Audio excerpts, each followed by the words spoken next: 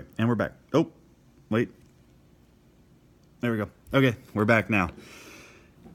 Number 6. So now what we want to do is we want to access the distribution menu, but we haven't done anything with the distribution method or distribution menu until now. We're going to use the second vars button. If you hit that second vars, it takes you to distributions. The first option there is normal PDF, which is great. Okay, we're going to use that, but hang on. So first, if you read down, it says the normal PDF computes the probability density function, blah, blah, blah. And it gives a mu and it gives a sigma.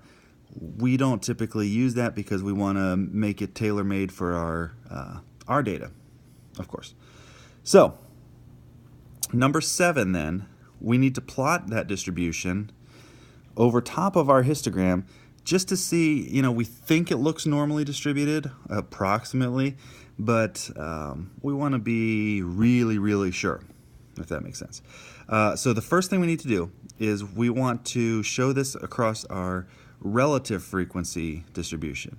The reason being, if we work with just the distribution, it would be, well, okay. If we just work with the relative distribution, because the numbers will be smaller, we're dealing with percentages, it'll be a lot easier for the calculator to compute. Again, insert joke about calculator being from the Stone Ages, the Flintstones, dinosaurs, all of that. It's not really that funny when you're inside of a dinosaur.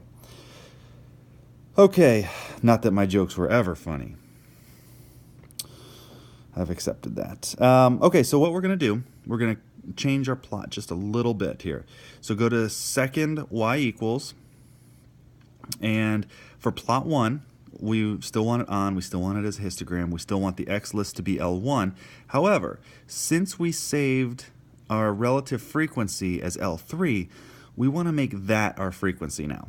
So again, plot 1, on, type is histogram, x list is L1, frequency is L3. Should be done there. Second mode, so you can quit, takes you back to the home screen. We are now, man, it's really getting tight in here. So now we want to hit our window. We want to change that window. And our x min will be 24.5. Our x max will be 42.5. X scale is 1. Y min is 0. Y max is 0.25. And Y scale is 0. Okay, I'm going to ask up there, hey, put that underneath the camera so they can see it. I'll wait.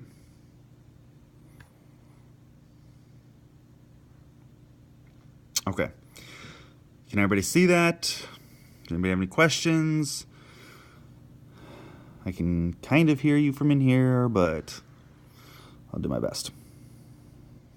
Actually, Thaddeus here is pretty decent at math, so he can at least point you in the right direction. He doesn't speak English, but he can point. Okay, any questions there? Okay. So now what we want to do is we want to graph our normal curve over that. All right, if you really want to look at it, you can hit graph and see the histogram.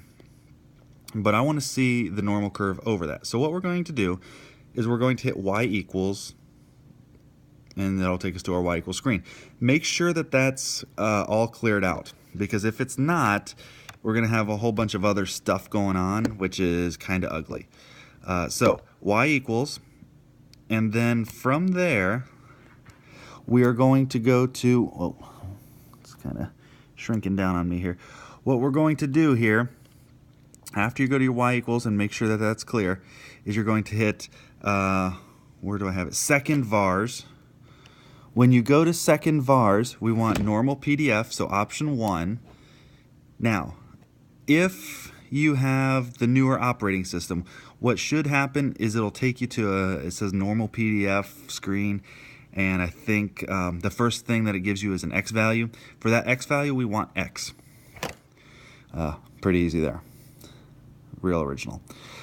Next, we want where it says mu. They use mu and sigma because in the calculator's mind, mu and sigma are interchangeable with X bar and S. I don't think it's that way. AP test doesn't think it's that way, but as long as you can translate from the calculator to what's going on, that's okay. So our mu will actually be our X bar, so what do we say, 33.5 I think. And sigma is going to be 2.56. And then we want to scroll down and paste. And I believe you'll hit enter, maybe.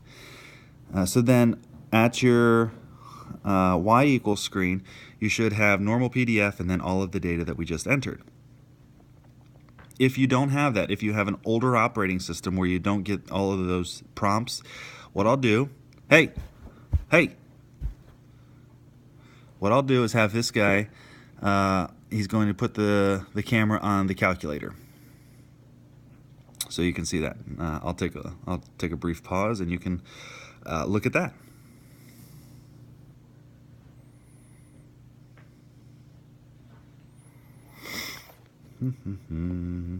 Okay. All right. So the next thing. Now that you have that entered, hit graph. Isn't that amazing? Like, that's the coolest thing. So it'll give you a histogram, but it'll also give you the normal curve. So if you think back, I don't have the notes with me in here. Imagine that. I think it was like lesson 16. We talked about the normal curve. We talked about the empirical rule, all of that stuff. If you look under the definition of the normal density curve, we said that the normal density curve could be completely described by the mean and the standard deviation. So that curve, that normal curve there, it only has two pieces of data that describes it, the mean and the standard deviation. But it matches almost perfectly with those frequencies that we calculated earlier. So what that means then, bottom line, is that the data collected from these, what are they? Procompsognathids, a dinosaur. Oh, yep, your tummy's rumbling. Yep, I know, those probably taste good too. Those dinosaurs, the population, or the sample of that population, they were normally distributed. So how is that important? It's a book, so it's really not. However, what this does is it actually describes populations with anything, with plants, with animals, with humans, with whatever, with the normality. And we're going to discuss that a little bit more. In 19, we're going to take that a step further in 19 and 20. But number 8 and number 9, we're going to leave that for that's going to be part of your homework. You have homework 18, and it's really getting warm in here. So hopefully something happens soon. I get digested or something. I don't know. But 8 and 9 says, how do you suppose Ian Malcolm was able to tell that the dinosaurs were reproducing without seeing any of the dinosaurs personally yet? So this all has to do with the normal curve. I want you to think about it. It's a tough question. It's a really tough question. If you don't get it perfectly, I'm okay. That's fine. That's why I'm here. We'll hopefully discuss this next Monday. That should give me a 5-day weekend to figure out how to get out of here. Also, number 9, why do you think this part was cut from the movie? This is not a statistics question. This is basic, why wasn't this included in the movie? I think that probably will be easier than number 8 to answer. Okay, so any questions, comments, concerns? I'm sure you're all concerned. Swaggy D, I know you're concerned. I can see the look on your face. Who am I going to talk to about anime? Or I'm sure Darren, You're worried about how you're going to pass the AP test now? Right. Okay, so I'm going to tell this guy, hey, we need to get out of here for a second.